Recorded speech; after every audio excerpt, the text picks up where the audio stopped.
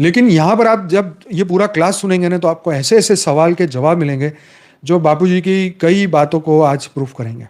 बापूजी की दृष्टि से यह समय अत्यंत सतोगुण प्रधान था, क्योंकि ये तो पहला पहला मनवंतर था ना। जो आत्माएं रची गई बनी गई तो वो पावरफुल आत्माएं थी।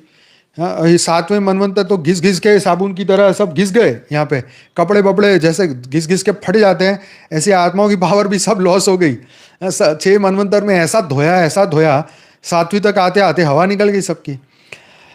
तो यह समय अत्यंत सतोगुण प्रधान था। पृथ्वी पर प्राण ऊर्जा, तत्व ऊर्जा अधिक थी, आत्माएं उच्च कला वाली थी, ऑब्वियसली। फिर आया दूसरा मनवंतर, स्वारोचित मनवंतर। तो उसके जो मनु थे वो थे स्वारोचित मनु। इंद्र उनका था रोचना, ऋषि थे उर्वा, स्तभ, कश्म, भृगु, देवश्रुत आदि। देवता थे परावसु, तुषित, अपराजित। अच्छा, होता क्या है कि ये जितने भी ये इंद्र हैं, ऋषि है, देवता है, जो है ना, ये लोग अलग अलग मनवंतर में जब आते हैं तो उनके नाम बदल जाते हैं। जैसे हमारा अभी अनंत है, तो अगर अगले कल्प में कहीं और आऊंगा तो फिर अनंत थोड़ी ना होगा। मतलब हर जन्म में नाम बदल जाते हैं, तो कल्प में तो क्या ही हो जाएगा। तो वही ऋषि जो है वो नाम बदल बदल के आते हैं। तो ये आपको यहाँ समझना पड़ेगा। इवन आप सपनों को भी देखेंगे ना, तो सपनों में आपको पता है कि वो व्यक्ति था लेकिन उसका चेहरा अलग था। देखो, ये भी एक सोचने वाली बात है।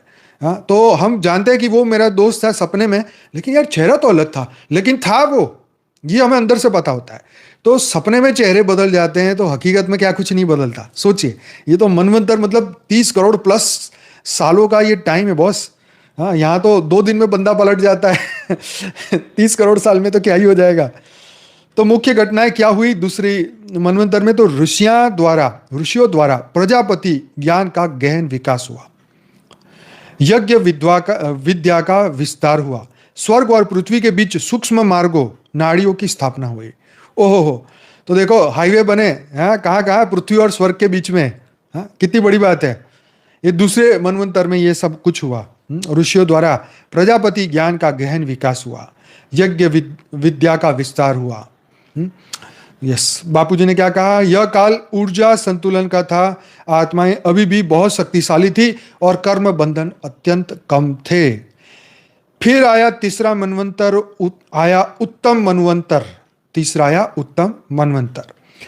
तब मनु थे उत्तम, इंद्र का नाम था त्रिशिखी, ऋषि थे दशराज, आद्र, पवित्र, सूत्र, निवास आदि, और देवता थे सुदर्शन, साध्य आदि।